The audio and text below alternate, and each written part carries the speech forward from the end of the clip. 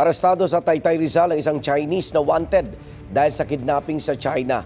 Blacklisted na siya sa Pilipinas, pati ang kasama niyang Chinese na nahuli rin. Yan ang unang balita ni John Consulta.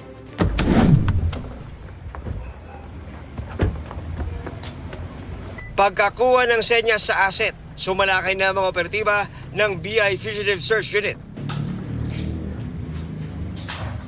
Una nilang pinosasan ang Chinese national na inabutan sa labas ng bahay. Inabutan namang natutulog sa sala ang Chinese ding pangunahing target ng operasyon. Meron po siyang kinakaharap na kaso sa kanilang bansa.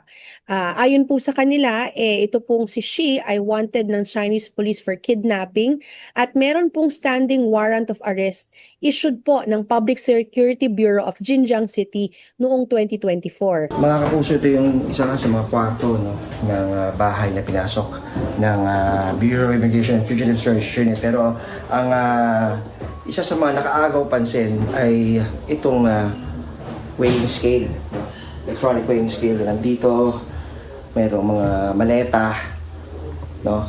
At ito medyo highlight mga kapuso, mayroong 3 volt na nandito sa sulok, mayroong small, medium, at large.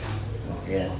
So, hindi pa natin tukoy kung ano naman yan ay nakuha sa pag-iingat nitong ang naarestong Chinese fugitive dito sa bahagi ng Taytay Rizal. Bukod sa mga gadgets, wifi radios at cellphones, nakumpiska rin ng raiding team ang LTO driver's license ng isa sa mga Chinese fugitive na merong litrato niya pero Pilipino ang nakalagay na pangalan. Tuluyan ng naipa-deport pabalik ng China ang primary target na Chinese fugitive, habang ang kapwa niya Chino na unang inaresto nakapila na rin for deportation. Blacklisted na rin ang dalawa rito sa Pilipinas.